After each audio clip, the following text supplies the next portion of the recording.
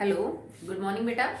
अभी हम लोग 9th क्लास केमिस्ट्री कंटिन्यू कर रहे हैं। चैप्टर फर्स्ट चल रहा है आपका matter in our surroundings and after completing NCERT textbook questions अभी हम कर रहे हैं एनसीईआरटी एक्सरसाइज क्वेश्चंस। ओके, तो चलिए स्टार्ट करते हैं with the first question. Convert the following temperature to the Celsius scale. मतलब आपको केल्विन के अंदर टेम्परेचर दे रखा है, आपको उसको डिग्री सेल्सियस के अंदर जो है वो क्या करना है बेटा, कन्वर्ट करना है। तो इसके लिए मैंने आपको सिंपल एक फॉर्मूला भी बताया था, नहीं तो सीधी भी चीज बोली थी। अगर आप ध्यान में रखें तो अगर आपको डिग्री सेल्सियस से केल्विन में कन्वर्ट करना है देन ऐड प्लस 273 आप जो है ऐड कर दीजिए। अगर आपको केल्विन से डिग्री सेल्सियस में कन्वर्ट करना है तो आप माइनस 270 कर दीजिए। केल्विन का जो डाटा दे रखा है उसमें से 273 घटा दीजिए, सेल्सियस का जो दे रखा है उसमें 273 जोड़ दीजिए। तो आप इनको इस तरह से कन्वर्ट कर सकते हैं। अदरवाइज आपके पास इक्वेशन भी थी जो मैंने आपको बताई थी, तो आप उस इक्वेशन को भी यूज कर सकते हैं। ठीक है, तो इससे आप निकालेंगे। तो अगर केल्विन का टेम्परेचर आपको डिग्री सेल्सियस में कन्वर्ट करना है तो फर्स्ट आपको टेम्परेचर दे रखा है दैट इज 300 केल्विन। एक तो इसको कन्वर्ट करना है हमें एंड सेकेंड इज 573 केल्विन। तो इसको अगर डिग्री सेल्सियस में कन्वर्ट करना है तो माइनस 273 और यहां भी हो जाएगा माइनस 273। ठीक है, तो ये तो आपका आंसर आ जाएगा दैट विल बी 27 और ये आपका आंसर रहेगा दैट विल बी 300। ठीक है, तो इसका आंसर आ जाएगा 300 डिग्री सेल्सियस और इसका आंसर आ जाएगा 27 डिग्री सेल्सियस। ठीक है, तो केल्विन से डिग्री सेल्सियस में कन्वर्ट करने के लिए आप क्या करेंगे, माइनस 273 डिग्री सेल्सियस करेंगे। अगर आपको उल्टा दे रखा होता सेल्सियस से केल्विन में कन्वर्ट करते तो जो टेम्परेचर सेल्सियस में उसमें हम क्या ऐड कर देते, प्लस 273 डिग्री जो है वो ऐड कर देते। ठीक है, समझ रहे हो आप। चलिए नेक्स्ट देखिए, सेकेंड क्वेश्चन है आपका convert the following temperature to the Kelvin scale. अभी आपको डिग्री सेल्सियस में देना है, आपको इसको केल्विन में कन्वर्ट करना है। तो 25 डिग्री सेल्सियस को केल्विन में कन्वर्ट करने के लिए 25 में हम ऐड कर देंगे 273 that is 298 kelvin. 25 degree Celsius 298 kelvin के बराबर होता है। नेक्स्ट है आपका 373 डिग्री सेल्सियस, इसको भी आपको केल्विन में कन्वर्ट करना है। So you can add 273 that will be 646 kelvin आपका आंसर जो है वो आ जाएगा। ठीक है, कर लोगे, सिंपल है। ये चीज आगे भी काम आएंगे आपको, सिर्फ 9th की बात नहीं। हाँ, आगे आपसे कोई यूं नहीं पूछेगा कि सेल्सियस और केल्विन में कन्वर्ट करके दिखाओ, पर आगे जो न्यूमेरिकल्स करेंगे ना, बिकॉज जो ऐसा यूनिट है हमारे पास, स्टैंडर्ड यूनिट है टेम्परेचर की, वो केल्विन है। तो अगर आपको किसी और यूनिट में टेम्परेचर दे रखा है तो न्यूमेरिकल सॉल्व करने के लिए आपको पहले उसे केल्विन में कन्वर्ट करना पड़ता है, फिर आपका आंसर निकलेगा। अगर आपने बिना केल्विन में कन्वर्ट कर दी वो न्यूमेरिकल सॉल्व कर दिया तो वो गलत हो जाता है। इसलिए आपको ये चीज प्रैक्टिस में आनी चाहिए, ये आएगी तो आगे जाके आपको इजी रहेगा। नेक्स्ट देखिए, now the third question.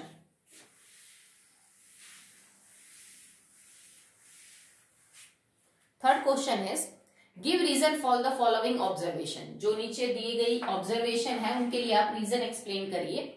Naphthalene balls disappear with the time without leaving any solid. जो बेटा जो नैफ्थलीन बॉल्स हैं वो आपको पता है कपूर की जो गोलियां होती हैं वो सब्लिमेशन शो करती हैं। तो जब आप उनको गर्म कपड़ों के बीच में रख के और बंद कर देते हैं संदूक या किसी बैग में, तो उसके बाद धीरे धीरे उनके वेपर बनते रहते हैं और वो लिक्विड स्टेट में नहीं आते, because they have property to show sublimation. ठीक है, सेकेंड है we can get the smell of perfume sitting several metres away. इसका रीजन क्या है कि आपको परफ्यूम की, अगरबत्ती की खुशबू, किसी फूल की खुशबू, गर्म खाने की खुशबू कई मीटर दूर से भी आ जाती है। उसका कारण क्या है, बिकॉज जो स्मेल है it is actually gaseous particle. भाई किसी भी चीज की जो खुशबू है या जो बदबू होती है वो गैस के पार्टिकल्स एक्चुअली में, और गैस के पार्टिकल्स की काइनेटिक एनर्जी बहुत ज्यादा होती है, तो वो बहुत तेजी से मूव करते हैं, तो आप बड़ी जल्दी उनकी स्मेल को दूर तक डिटेक्ट कर सकते हो। अब मान लो मेरे को पानी का जग है, भाई फ्लो तो पानी भी करता है, पर मैं यहाँ एक जगह अगर पानी का गिराऊं तो उसको 4 मीटर तक पहुंचने में भी टाइम लगेगा। पर यहाँ पे मान लीजिए आपने कोई बीची जिसमें परफ्यूम छिड़का तो उसकी स्मेल बड़ी जल्दी आप दूर तक डिटेक्ट कर सकते हो, क्योंकि गैस के पार्टिकल्स बहुत जल्दी मूव करते हैं। They have more kinetic energy as compare to liquid and solid particles. Okay, चलिए नेक्स्ट है fourth. Arrange the following substance in increasing order of their force of attraction between particle। Particles के बीच के force of attraction के हिसाब से इनको arrange करिए increasing order में। एक है वाटर, मतलब आपको लिक्विड स्टेट दे रखी है। एक आपके पास है sugar and one is oxygen. Sugar मतलब ये सॉलिड स्टेट है और ऑक्सीजन गैस है। तो आप increasing order of force of attraction में अरेंज करें, ज्यादा किस में। तो देखो बेटा, सॉलिड में सबसे ज्यादा फोर्स ऑफ अट्रैक्शन है, उससे कम लिक्विड में और उससे कम गैस में है। तो ऑर्डर क्या हो जाएगा, ऑक्सीजन सबसे कम force of attraction, then water थोड़ी उससे ज्यादा, और सबसे ज्यादा हो जाएगा इन केस ऑफ शुगर जो कि क्या है, सॉलिड। ठीक, चलिए next is question number 5। What is the physical state of water eight, पानी की स्टेट क्या होगी अगर 25 डिग्री सेल्सियस टेम्परेचर है, 0 डिग्री सेल्सियस टेम्परेचर है और 100 डिग्री सेल्सियस टेम्परेचर है। What will be the state of water in these temperature. तो देखो बेटा, अगर 25 डिग्री सेल्सियस पानी वाटर है तो it means it is in the liquid state. ठीक है, अगर 25 डिग्री है तो पानी लिक्विड स्टेट में मिलेगा। बट अगर आपके पास 0 डिग्री टेम्परेचर है तो याद करो हमने एंथैल्पी ऑफ वेपोराइजेशन, फ्यूजन, वो जो टॉपिक पढ़ा था उसमें 0 डिग्री सेल्सियस के ऊपर वाटर भी हो सकता है और 0 डिग्री सेल्सियस के ऊपर आइस भी हो सकती है। मतलब सॉलिड स्टेट में भी हो सकता है और ये लिक्विड स्टेट में भी हो सकता है।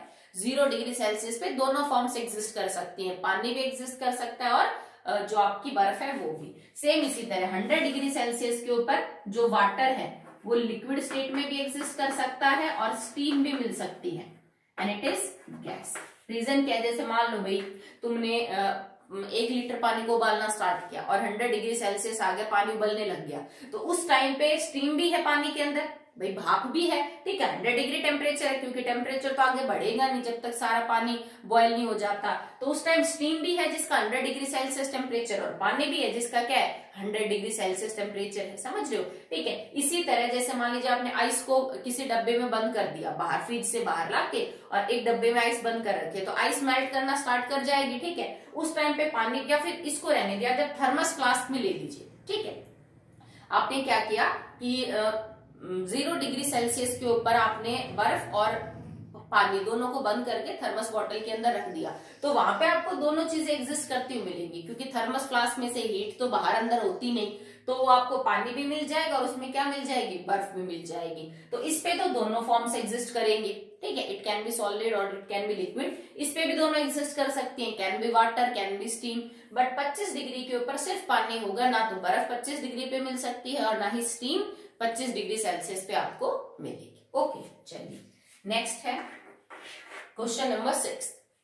गिव 2 रीजंस टू जस्टिफाई, 2 कारण बताइए अपनी बात को जस्टिफाई करने के लिए। Number 1 is water at room temperature is a liquid. आपको ये बात प्रूव करनी है that water is a liquid at room temperature. भाई लिक्विड रूम टेम्परेचर के ऊपर वाटर है, इस बात को प्रूव करिए। तो आप इसमें क्या बोलेंगे, सबसे पहले लिक्विड की जो डेफिनेशन ही समझ लीजिए, वो क्या है, that it have definite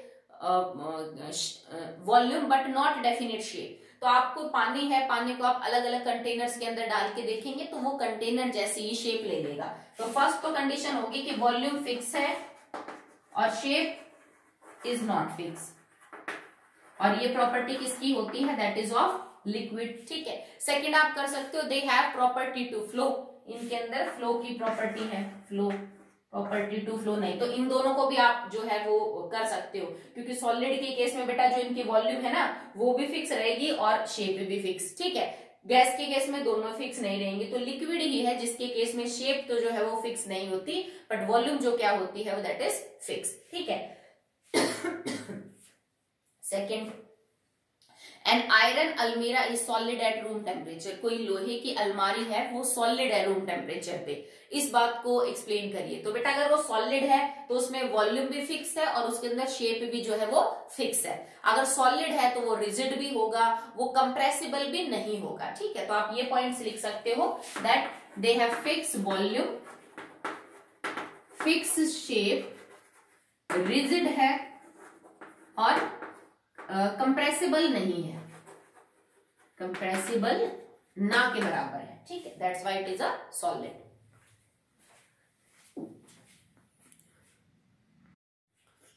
next question, question number 7 is Why is ice at 273 Kelvin is more effective in cooling than water at the same temperature? क्या पूछता है कि अगर 0 डिग्री सेल्सियस या 273 केल्विन के ऊपर आपके पास आइस है और सेम टेम्परेचर पे आपके पास वाटर भी है, तो ज्यादा ठंडा कौन है? ठीक है, मैं आपको एक चीज वैसे चैप्टर में पढ़ा चुकी हूँ कि दोनों का टेम्परेचर 0 डिग्री सेल्सियस होने से तुम ये नहीं लिखोगे कि दोनों जो है वो बराबर बराबर ठंडे होते हैं। ठीक है, ice eight 0 degree Celsius and water at 0 degree Celsius में ज्यादा ठंडा कौन है?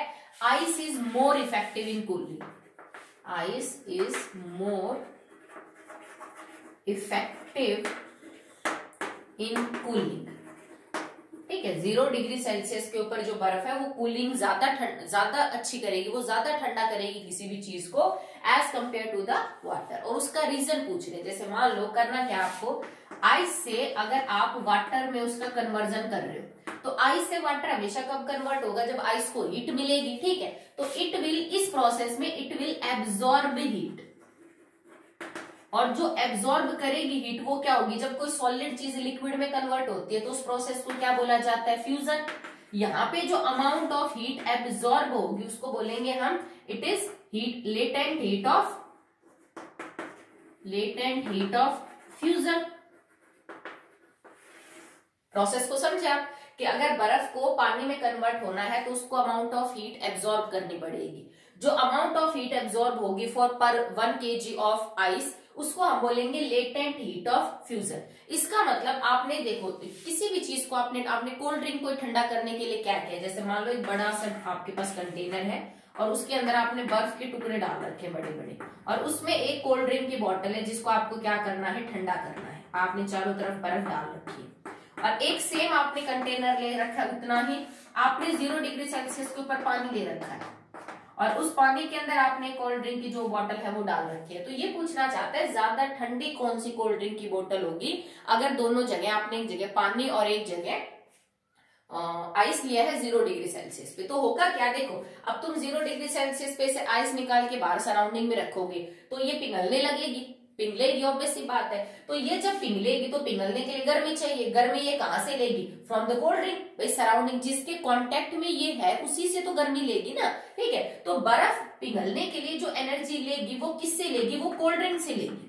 अब कोल्ड ड्रिंक से अगर एनर्जी लेगी तो आइस की एनर्जी तो बढ़ेगी, आइस का टेम्परेचर तो बढ़ेगा क्योंकि वो एनर्जी ले रही है, पर घटेगा किसका?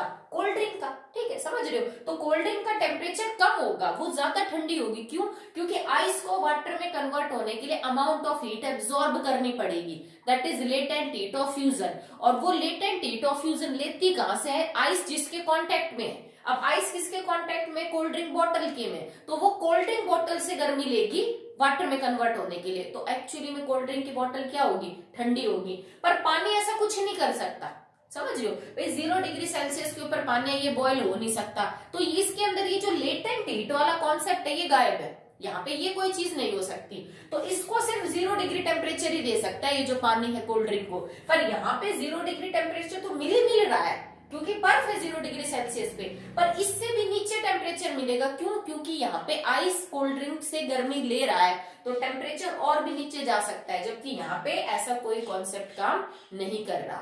तो 0 डिग्री सेल्सियस के ऊपर बर्फ ज्यादा ठंडे करती है किसी भी चीज को, बजाय कि तुमने 0 डिग्री सेल्सियस के ऊपर क्या ले रखा है? पानी ले रखा है। ये बहुत इंपॉर्टेंट क्वेश्चन है, बहुत बार पूछा जा चुका है। ठीक है, चलिए नेक्स्ट है आपके पास इसी टाइप का है, What produces more severe burns, boiling water or steam? अब इसमें क्या पूछ रहा है कि मान लो आपका जो हाथ है वो ज्यादा कब जलेगा? अगर आपने गर्म पानी में डाल दिया हाथ जिसका 100 डिग्री सेल्सियस टेम्परेचर है, या फिर आपने भाप को टच किया जो कि 100 डिग्री सेल्सियस के ऊपर है। इस क्वेश्चन को यूं पूछ सकते हैं कि ज्यादा हाथ कब जलेगा? If water at 100 degree Celsius में आप हाथ डाल दो, या फिर 100 डिग्री सेल्सियस के ऊपर आपके पास स्टीम है। या इसी क्वेश्चन को यूं पूछ सकते हैं ज्यादा एनर्जी किसके पास है, ज्यादा गर्म कौन है? तो जो ज्यादा गर्म होगा वही तो ज्यादा हाथ जलाएगा। ठीक है, तो इसी क्वेश्चन को यूं भी पूछ लेते हैं, इन दोनों में से ज्यादा एनर्जी किसके पास है, ज्यादा हाथ कौन जलाएगा? जैसे पहले वाले क्वेश्चन में पूछ सकते थे कि ज्यादा ठंडा कौन करेगा। ठीक है, तो इसमें क्या है बेटा, देखो वाटर से जब स्टीम में कन्वर्जन होगा तो वाटर से स्टीम में कन्वर्ट होने के लिए आपको क्या चाहिए? Latent heat of vaporisation. That is latent heat of vaporisation. इसका मतलब अगर आपके पास 100 डिग्री सेल्सियस के ऊपर पानी है और 100 डिग्री सेल्सियस के ऊपर आपके पास जो है वो क्या है, स्टीम है, तो 100 डिग्री सेल्सियस वाटर के पास सिर्फ यही टेम्परेचर है, दैट इज 100 डिग्री सेल्सियस। पर 100 डिग्री स्टीम के पास एक तो 100 डिग्री सेल्सियस टेम्परेचर है, प्लस में लेटेंट हीट ऑफ वेपोराइजेशन भी है। Steam latent heat of vaporisation absorb करती है, तब जाके यू समझ लीजिए, sorry water latent heat of vaporisation को एब्जॉर्ब करेगा, तब वो स्टीम में कन्वर्ट होगा। ठीक है, तो इसका मतलब स्टीम के अंदर एक एक्स्ट्रा एनर्जी स्टोर है 100 डिग्री पानी के अलावा। ठीक है, and that is latent heat of vaporisation. So energy is more in steam. क्यों है? क्योंकि बेटा टेम्परेचर भी क्या है, हीट है और कुछ नहीं। Temperature is degree of hotness और कोल्डनेस, और हॉट या कोल्ड भी हीट क्या है, it is a form of energy. तो एनर्जी तो दोनों में ही है, 100 डिग्री सेल्सियस पे पानी हो या 100 डिग्री सेल्सियस पे स्टीम हो, दोनों के पास टेम्परेचर है, दोनों की एनर्जी बराबर है। पर स्टीम में ना एक हीट और फालतू आ गई, क्योंकि वाटर से स्टीम में कन्वर्ट होने के लिए जो पानी है उसको एब्जॉर्ब करना पड़ता लेटेंट हीट ऑफ वेपोराइजेशन। तो अगर इसमें ये चीज कन्वर्ट हुई है तो इसमें ये चीज एक्स्ट्रा है, जिसकी वजह से steam has more energy as compare to water at the same temperature. ठीक है, तो आपका हाथ जो है वो भाप से ज्यादा जलेगा, बजाय के अगर आपने उसी टेम्परेचर के गर्म पानी में हाथ डाला है तो। ठीक है, because steam have more energy as compare to the water at the same temperature. ठीक है,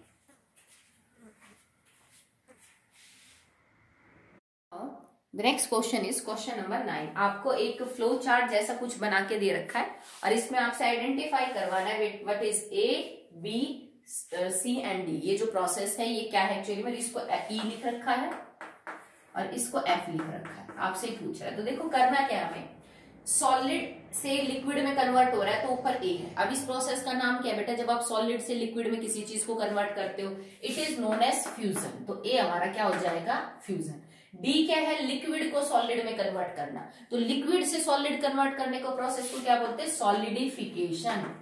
सॉलिडिफिकेशन, इसने साथ में ये भी बता रखा है, देखो इससे ये करते वक्त हम प्रेशर को बढ़ा रहे हैं, हीट को कम कर रहे हैं, इससे ये करते वक्त हम हीट को इंक्रीज कर रहे हैं, प्रेशर को डिक्रीज। अब लिक्विड से गैस में कन्वर्ट करने के प्रोसेस को क्या बोलते हैं, vaporisation. It is known as vaporisation. तो गैस से लिक्विड बनाने के प्रोसेस को क्या बोलेंगे, condensation. It is known as condensation. ठीक है, प्रोसेस का नाम है, आपको पता होना चाहिए। सॉलिड से अगर सीधा गैस में कन्वर्ट हो रहा है, देखो ये एरो डायरेक्ट गई है, तो सॉलिड से गैस में कन्वर्ट होने के प्रोसेस को बोलते हैं sublimation.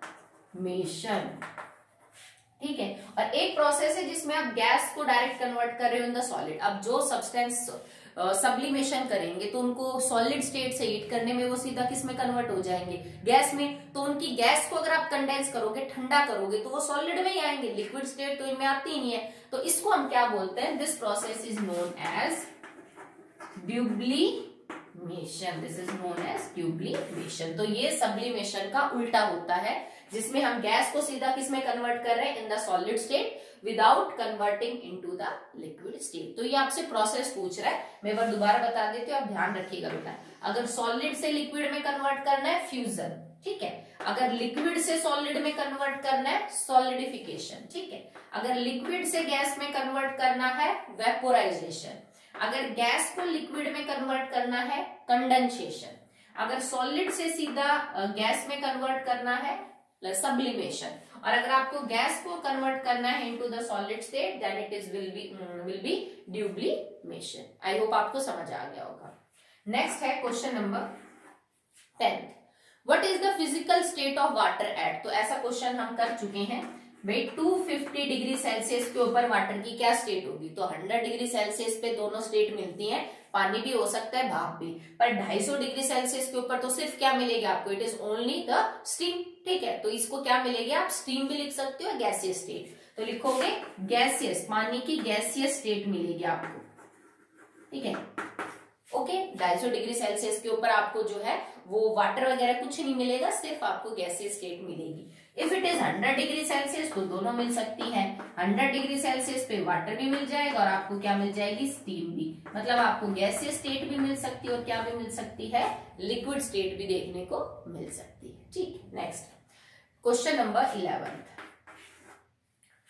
For any substance, why does the temperature remains constant during the change of state? तो ये क्वेश्चन आपको करवा चुके हैं, इंपॉर्टेंट है। अगर आपको स्टेट चेंज करनी है, जैसे सॉलिड को लिक्विड में कन्वर्ट करना है, आइस को पानी में कन्वर्ट करना है, और लिक्विड को गैस में कन्वर्ट करना है, पानी जो है उसको भाप में कन्वर्ट करना है, तो कह रहा है कि जब प्रोसेस स्टार्ट हो जाता है, वेपोराइजेशन का हो, फ्यूजन का हो, तो उसके बाद जब तक वो पूरा प्रोसेस कंप्लीट नहीं हो जाता, टेम्परेचर विल नॉट राइज। ठीक है, कि आपने अगर एक गिलास पानी को गर्म करना शुरू किया, वो उबलने लग गया, उबलने के बाद भी आपने गैस नीचे से ऑन रखी है, तो भी टेम्परेचर 100 डिग्री सेल्सियस से ऊपर नहीं जाएगा। ठीक है, या आपने क्या किया है कि बर्फ को पिघलने के लिए रख दिया बाहर। ठीक है, बर्फ पिघल रही है, अभी बर्फ भी है, पानी भी है, टेम्परेचर 0 डिग्री सेल्सियस से नीचे नहीं जाएगा जब तक पूरी बर्फ नहीं पिघल जाती। रीजन क्या है कि अगर आपका 0 डिग्री टेम्परेचर या 100 डिग्री टेम्परेचर अचीव हो चुका है वाटर के केस में, और उसके बाद भी हीट कंटिन्यू है, तो जो एक्स्ट्रा हीट तुम सप्लाई कर रहे हो ना, एक्चुअली में वो हीट सिस्टम का या जो सॉल्यूशन है, सब्सटेंस का टेम्परेचर बढ़ाने में यूज नहीं होती। This extra heat will be use to break the intermolecular forces, break the intermolecular forces. वो इंटरमॉलिक्यूलर फोर्सेस पार्टिकल्स के बीच की ताकत को कमजोर करने के लिए यूज हो जाती है। ताकत कमजोर होगी तभी तो स्टेट बदलेगी। ठीक है, लिक्विड से गैस कन्वर्ट होगा, सॉलिड से लिक्विड में आएगा। So that extra heat that you are supplying in the form of LPG, जो भी आप दे रहे हो फ्लेम की फॉर्म में, वो एक्स्ट्रा हीट टेम्परेचर बढ़ाने के रूप में यूज नहीं होती। वो एक्स्ट्रा हीट किस फॉर्म में यूज हो जाती है, to break the forces between the different molecules और पार्टिकल्स। ठीक है, नेक्स्ट है suggest a method to liquefy atmospheric gases. अब देखो, किसी भी गैस को, एटमॉस्फेरिक गैस को, अगर आप गैस को कन्वर्ट करना चाहते हो इनटू लिक्विड, ये प्रोसेस है ना, if gas is converting into liquid, तो देखो गैस को लिक्विड में कन्वर्ट करने के मतलब पार्टिकल बड़े दूर दूर है, आपको उन्हें थोड़ा पास लाना है, तभी तो लिक्विड स्टेट में कन्वर्ट होंगे ना। और ऐसा करने के लिए तुम्हें प्रेशर लगाना पड़ेगा भाई, पास लाने के लिए तो जोर लगाना पड़ेगा। तो क्या कंडीशन होनी चाहिए, प्रेशर तो होना चाहिए high, you should apply the high pressure. Temperature कैसा होना चाहिए, देखो बेटा, टेम्परेचर का और काइनेटिक एनर्जी का डायरेक्ट रिलेशनशिप है। अगर तुम टेम्परेचर बढ़ाओगे तो काइनेटिक एनर्जी बढ़ेगी, और गैस के पार्टिकल की ज्यादा होती है, लिक्विड की कम, तो हमें तो काइनेटिक एनर्जी कम करनी है, तो इसका मतलब टेम्परेचर भी क्या करना पड़ेगा, कम। तो pressure should be high and temperature should be low. ठीक है, तो प्रेशर ज्यादा कर दो, टेम्परेचर कम कर दो, तुम्हारी जो गैस है वो क्या हो जाएगी, लिक्विफाई हो जाएगी। ठीक है, चलिए नेक्स्ट देखिए।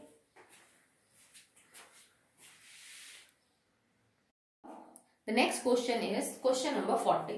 तो 14 के बाद जितने भी question 15, 16 and 17, they all are based upon the same topic, that is evaporation causes cooling।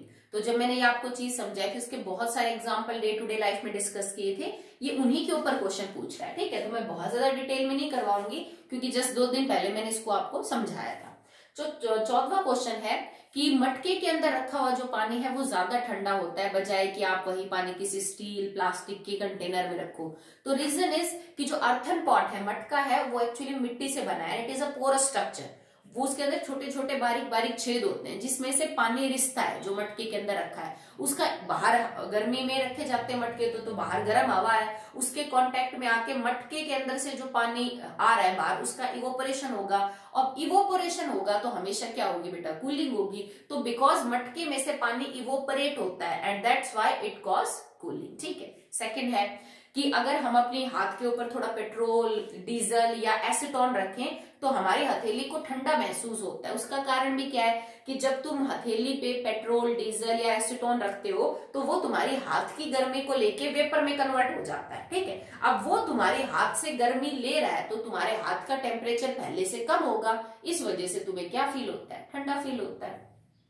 Y are we able to sip hot tea और मिल्क, ये क्या कह रहा है कि अगर आपके पास एक चौड़ा बर्तन है तो उसमें से आप गर्म चीज है, गर्म दूध है, गर्म चाय है, वो आसानी से पी लेते हो, वो जल्दी ठंडी हो जाती है किसी चौड़े बर्तन में, बजाय कि आपके पास कोई कप है जिसका जो माउथ है वो थोड़ा छोटा है। रीजन इज सरफेस एरिया, कि भाई ठंडी कब होगी? Evaporation causes cooling. आपके पास एक बड़ा सा कोई सॉसर है या फिर बड़ा सा कोई कटोरी है जिसमें आपने गर्म दूध डाल रखा है, एक वही दूध आपने छोटी कटोरी में डाल रखा है, तो ये ठंडा कब होगा? जब इसका इवोपरेशन होगा। Evaporation causes cooling. और इवोपरेशन कब होता है? वो सरफेस एरिया पे डिपेंड करेगा। जितना बड़ा सरफेस एरिया होगा उतना ज्यादा इवोपरेशन होगा, ज्यादा इवोपरेशन होगा तो ज्यादा कूलिंग करेगा। ठीक है, तो मतलब ये चीज जल्दी ठंडी होगी और ये चीज देर से। ठीक है, last is what type of cloth should we wear in summer. तो ये बात तो सब जानते हैं कि गर्मियों में हमें किस टाइप के कपड़े पहनने चाहिए? सूती कपड़े पहनने चाहिए। कारण क्या है कि गर्मियों में हमें पसीना आएगा, सूती कपड़ा जो है वो पसीने को बहुत अच्छा एब्जॉर्ब करेगा, तो आपके कपड़े गीले हो जाएंगे। अगर भाई एब्जॉर्ब कर रहा है वो, तो वो गीले कपड़े किसके कांटेक्ट में आएंगे? एटमॉस्फेयर के। भाई बाहर गर्मी है, गर्म हवा है, ठीक है, तो जैसे ही वो गीला कपड़ा बाहर गर्मी के कांटेक्ट में आएगा, उस गर्मी से वो जो गीले कपड़े के ऊपर पानी है उसका इवोपरेशन होगा। ठीक है, इवोपरेशन होगा तो तुम्हें क्या फील होगा? ठंडा फील होगा। अगर तुमने सिंथेटिक कपड़े पहने तो वो तुम्हारे पसीने को अच्छे से एब्जॉर्ब नहीं कर पाएंगे।